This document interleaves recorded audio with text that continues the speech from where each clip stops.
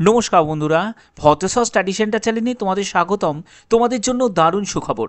৮,৮৫০ শূন্যপদে RRB NTPC graduate এবং under গ্র্যাজুয়েটের জন্য official notification অবশেষে রিলিজ হয়েছে। তোমাদের আবেদন করতে গেলে কী কী ক্রাইটেরিয়া, সব ডিটেলস ইনফরমেশন তোমাদের কাছে প্রোভাইড করব। কোভিডের জন্য তোমাদের 3 বছর রিল্যাক্সেশন দেওয়া হয়েছিল এজ লিমিটে। এবারে তোমাদের রিল্যাক্সেশন থাকবে কি থাকবে না, সম্পূর্ণ ডিটেলসটা তোমরা জানতে পারবে আজকের একদম অফিসিয়াল নোটিফিকেশনের মাধ্যমে। তো দেখতেই পাচ্ছ আমি নোটিফিকেশনটি ওপেন করে নিয়েছি, যেটি হলো indicative notice. Indicative notice graduate এবং আন্ডার গ্র্যাজুয়েট। এখানে দেখো তোমাদের আবেদন অনলাইনে করতে হবে। তোমাদের নন টেকনিক্যাল পপুলার ক্যাটাগরি, এখানে তোমাদের আবেদন গ্র্যাজুয়েট লেভেলের জন্য 21শে অক্টোবর থেকে, অর্থাৎ আজকে যে ভিডিওটা তোমাদের করছি এই ভিডিওটার ডেট হচ্ছে 20 তারিখে, অর্থাৎ তোমরা কালকে থেকেই তোমরা আবেদন করতে পারবে এবং ক্লোজিং ডেট হচ্ছে 20 নভেম্বর 2025। এটা হলো গ্র্যাজুয়েটের। আন্ডার গ্র্যাজুয়েটের ক্ষেত্রে 28শে অক্টোবর থেকে 27শে নভেম্বর পর্যন্ত তোমরা আবেদন করতে পারবে। এখানে কোন কোন পোস্টে নিয়োগ করা হচ্ছে দেখো: chief commercial cum ticket supervisor, station master, goods train manager, junior accounts assistant cum typist, senior clerk cum typist এবং ট্রাফিক অ্যাসিস্ট্যান্ট। এই যে পোস্টগুলো দেখতে পাচ্ছ, লেভেল 6, লেভেল 5, লেভেল 4, এই সব পোস্টগুলোর জন্য 18 থেকে 33 বছর তোমাদের এজ লিমিট প্রয়োজন আছে। এবং এখানে 5,800 হচ্ছে শূন্যপদ, সবকটা আরআরবি মিলিয়ে। এবং আন্ডার গ্র্যাজুয়েটের যে পোস্টগুলো সেগুলো হচ্ছে তোমাদের কমার্শিয়াল কাম টিকিট ক্লার্ক। যারা তোমরা টিটি পোস্টের জন্য যারা কাজ করতে চাও তাদের এই পোস্টটাকে টার্গেট করতে হবে, কমার্শিয়াল কাম টিকিট ক্লার্ক। এরপরে হচ্ছে accounts clerk cum typist, junior clerk cum typist এবং ট্রেন্স ক্লার্ক। এই পোস্টগুলো লেভেল 3, লেভেল 2 এর মধ্যে পড়ছে, যেখানে তোমরা বেতন লেভেল দেখতে পাচ্ছ ইনিশিয়াল পে। এবং এখানে তোমাদের এজ লিমিট হচ্ছে 18 থেকে 30 বছর। 3050টি মতো শূন্যপদ আছে। এবার দেখো, কোভিডের জন্য তোমাদের 2024-এ যে রিল্যাক্সেশন দেওয়া হয়েছিল, 2025-এ আর কোনো রিল্যাক্সেশন তোমরা পাবে না।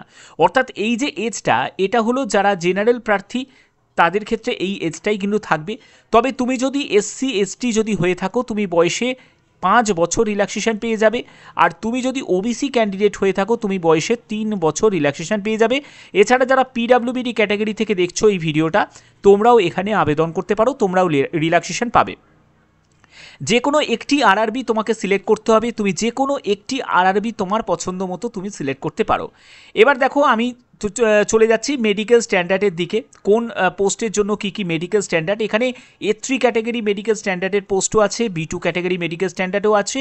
আর যাদের চোখের সমস্যা আছে তারা C2 ক্যাটাগরি মেডিকেল মানে স্ট্যান্ডার্ডের যে পোস্ট, মানে হচ্ছে ক্লারিক্যাল যে পোস্টগুলোকে টার্গেট করো। দেখো, ক্লারিক্যাল পোস্ট মানে হচ্ছে junior accounts assistant cum typist. এই যে পোস্টটা দেখতে পাচ্ছ, এটা C2 ক্যাটাগরি মেডিকেল স্ট্যান্ডার্ডের পোস্ট। সিনিয়র ক্লার্ক, এটাও C2 ক্যাটাগরি মেডিকেল স্ট্যান্ডার্ডের পোস্ট। তারপরে দেখো কমার্শিয়াল কাম টিকিট ক্লার্ক, এটা নয়, এটা B2 ক্যাটাগরি মেডিকেল স্ট্যান্ডার্ডের পোস্ট। তারপরে দেখো accounts clerk, junior clerk, trains clerk, এগুলো সবই কিন্তু C2 ক্যাটাগরি মেডিকেল স্ট্যান্ডার্ডের পোস্ট। অর্থাৎ ক্লারিক্যাল পোস্টগুলোই কিন্তু বেশি আছে। যেগুলো C2 ক্যাটাগরি মেডিকেল স্ট্যান্ডার্ডের পোস্ট, সেক্ষেত্রে তোমাদের 6/12 একটি চোখে। আর একটি চোখে যদি তোমার দৃষ্টিশক্তি নাও থাকে তাহলেও তুমি আবেদন করতে পারবে উইথ অর উইদাউট গ্লাসেস। এখানে 0.6 হচ্ছে SN, অর্থাৎ নিয়ার ভিশনের ক্ষেত্রে বলা হয়েছে। এখানে কোনো ফগ টেস্ট বা বাইনোকুলার ভিশন টেস্ট, এই নাইট ভিশন টেস্ট, ঠিক আছে, কালার ভিশন টেস্ট, এইসব কোনো টেস্টই কিন্তু তোমাদের হবে না। এই পোস্টটা এর জন্য ভালো, যাদের অনেকে আছে যাদের কালার ব্লাইন্ডনেসের সমস্যা আছে, তাদের জন্য একদম ভালো পোস্ট হচ্ছে C2 ক্যাটাগরি পোস্ট। যেগুলো তোমাদের ক্লারিক্যাল লেভেলের যে পোস্টগুলো আছে সেগুলোই কিন্তু তোমাদের C2 ক্যাটাগরি মেডিকেল স্ট্যান্ডার্ড। কারণ মেডিকেল স্ট্যান্ডার্ডটা খুব ইম্পর্টেন্ট একটা পার্ট। অনেকে আছে যারা CBT1, CBT2 কমপ্লিট করে কিন্তু মেডিকেলে গিয়ে ফেল করে যায়।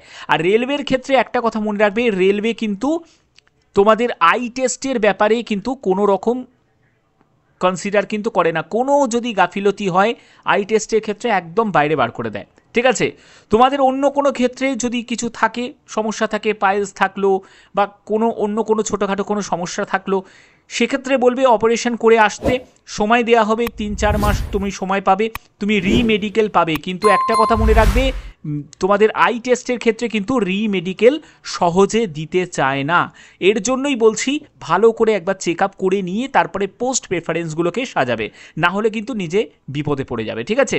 আচ্ছা, এর পরবর্তী এর পরবর্তী হচ্ছে দেখো তোমাদের সিবিটি 1 থাকে, সিবিটি 1-এর ক্ষেত্রে সিলেবাস কিন্তু সেম একদম। তোমাদের 90 মিনিটের পরীক্ষা হবে, 40টা হচ্ছে জেনারেল অ্যাওয়ারনেস থেকে প্রশ্ন থাকবে, 30টা হচ্ছে ম্যাথামেটিক্স থেকে, 30টা হচ্ছে জেনারেল ইন্টেলিজেন্স থেকে।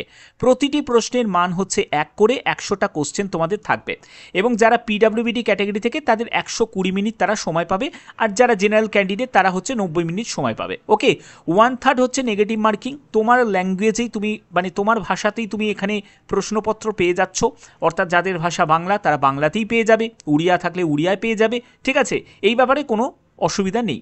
ওকে, আচ্ছা, এর পরবর্তী তোমরা চলে যাবে সিবিটি 2-তে চলে যাবে। সিবিটি 2 এর জন্য কি কি থাকবে দেখো, সিবিটি 2 এর ক্ষেত্রে দেখো 120টা কোশ্চেন, অর্থাৎ প্রশ্ন সংখ্যা বেড়ে যাবে, সময় কিন্তু একই থাকবে, এবং 50টা তোমাদের জেনারেল অ্যাওয়ারনেস, 35টা হচ্ছে ম্যাথামেটিক্স, আর 35টা হচ্ছে জেনারেল ইন্টেলিজেন্স। প্রতিটি প্রশ্নের মান হচ্ছে 1 করে, 120 মিনিট পিডাব্লিউবিডি ক্যাটাগরি থেকে তারা সময় পাবে। ওকে, আচ্ছা, এর পরবর্তী হচ্ছে তোমরা চলে যাবে টাইপিস্ট। দেখো এই যে টাইপিং টেস্ট, এটা কিন্তু যেগুলো তোমাদের ক্লারিক্যাল লেভেলের যে পোস্ট আছে না, এই সব পোস্টগুলোর জন্য কিন্তু তোমাকে টাইপিং স্কিল টেস্ট তোমাকে দিতে হবে। এবার টাইপিং স্কিল টেস্টের ক্ষেত্রে যা ভ্যাকেন্সি থাকবে তার 8 গুণ প্রার্থীকে ডাকা হবে। এখানে তুমি ইংলিশেও টাইপিং টেস্ট দিতে পারো, অথবা তুমি হিন্দিতেও টাইপিং টেস্ট দিতে পারো। যদি তুমি ইংলিশে টাইপিং টেস্ট দাও সেখানে 30টি শব্দ প্রতি মিনিটে তোমাকে টাইপ করতে হবে, আর যদি তুমি হিন্দিতে দাও সেখানে 25টি শব্দ প্রতি মিনিটে তোমাকে টাইপ করতে হবে। ক্লারিক্যাল পোস্টের জন্য তোমাকে টাইপিং টেস্ট কিন্তু দিতে হবে। ওকে, আচ্ছা, এর পরবর্তী হচ্ছে তোমাদের এখানে যোগ্যতা নিয়ে অনেকের একটা কনফিউশন থাকে, স্যার যোগ্যতার ব্যাপারে কি কোনো আমাদের রিল্যাক্সেশন আছে? দেখো ভালো করে বুঝে নাও, মিনিমাম এডুকেশন কোয়ালিফিকেশান, এটা আমি আন্ডার গ্র্যাজুয়েটের ক্ষেত্রে বলছি। গ্র্যাজুয়েটের ক্ষেত্রে তোমরা জানো যে কোনো শাখায় গ্র্যাজুয়েট হলেই তুমি আবেদন করতে পারবে, সেখানে কিন্তু কোনো নম্বরের কড়াকড়ি ব্যাপারটা নেই। কিন্তু তুমি যদি উচ্চ মাধ্যমিক অর্থাৎ আন্ডার গ্র্যাজুয়েট পোস্টের জন্য আবেদন করতে চাও, তুমি যে কোনো শাখায় যদি উচ্চ মাধ্যমিক পাস করে থাকো তাহলেই তুমি আবেদন করতে পারবে। 50% তোমার কমপক্ষে নাম্বার কিন্তু প্রয়োজন আছে। এই 50% নাম্বারটা যারা ইউআর প্রার্থী আছে, যারা ইডাব্লিউএস প্রার্থী আছে তাদের ক্ষেত্রে, এবং যারা ওবিসি প্রার্থী আছে তাদের ক্ষেত্রে। তবে তুমি ধরো উচ্চ মাধ্যমিক পাশ করেছো, তুমি একজন এসসি এসটি ক্যান্ডিডেট বা ফিজিক্যাল হ্যান্ডিক্যাপড বা এক্স সার্ভিসম্যান যদি হয়ে থাকো, তাহলে তোমার এই 50% নাম্বার না হলেও তোমার চলে যাবে। এখানে আর একটা কন্ডিশন আছে, সেটা হলো ধরো তুমি জেনারেল প্রার্থী, তুমি উচ্চ মাধ্যমিক পাশ করেছো, তাহলে তোমার কিন্তু 50% নাম্বারই প্রয়োজন। এবার ধরো তুমি একজন জেনারেল প্রার্থী, তুমি গ্র্যাজুয়েশন করেছো, ঠিক আছে, তোমার উচ্চ মাধ্যমিকে 50% নাম্বার তোমার নেই, ঠিক আছে, তাহলে তোমার ক্ষেত্রে কি কোনো রিল্যাক্সেশন আছে? নিশ্চয়ই আছে। অর্থাৎ যাদের হায়ার কোয়ালিফিকেশান আছে তাদের ক্ষেত্রে উচ্চ মাধ্যমিকে 50% না হলেও তারা অ্যাপ্লাই করতে পারে। কিন্তু তুমি যদি ধরো তুমি জেনারেল প্রার্থী, কি ওবিসি প্রার্থী, কি ইডাব্লিউএস প্রার্থী, কিন্তু তোমার যোগ্যতা উচ্চ মাধ্যমিক, তোমার 50% নাম্বার নেই, তাহলে কিন্তু তোমাকে কোনো রকমভাবে তোমাকে কনসিডার করা হবে না, তুমি এখানে অ্যাপ্লাই করতে পারবে না। বোঝা গেল? অর্থাৎ হায়ার কোয়ালিফিকেশান যাদের আছে তাদের ক্ষেত্রেও ছাড় আছে, যারা এক্স সার্ভিসম্যান তাদের ক্ষেত্রেও এই 50% নাম্বারের প্রয়োজন নেই, পিডাব্লিউবিডিদেও 50% নাম্বার প্রয়োজন নেই, এসসি এসটি যারা ক্যান্ডিডেট তাদের ক্ষেত্রেও 50% উচ্চ মাধ্যমিকে নাম্বারের প্রয়োজন নেই। ওকে, ক্লিয়ার? তো আশা করছি ব্যাপারটা সুন্দরভাবে বুঝিয়ে দিতে পারলাম। তো এই ভিডিওর মাধ্যমে সম্পূর্ণ স্টেপ বাই স্টেপ প্রত্যেকটি তথ্য তোমাদের কাছে তুলে ধরতে পারলাম, এবং ফর্ম ফিল আপ রিলেটেড তোমরা ইনফরমেশন পেয়ে যাবে। তোমাদের 21 তারিখ থেকে তোমাদের আবেদন শুরু হচ্ছে, 21 তোমাদের অক্টোবর থেকেই তোমাদের আবেদন শুরু হয়ে যাচ্ছে। এবং আপাতত তোমাদের বলে রাখবো, যে কোনো ইনফরমেশনের জন্য অবশ্যই তোমরা চ্যানেলটিকে সাবস্ক্রাইব করে রাখবে, বেল আইকনটাকে অল করে রাখবে।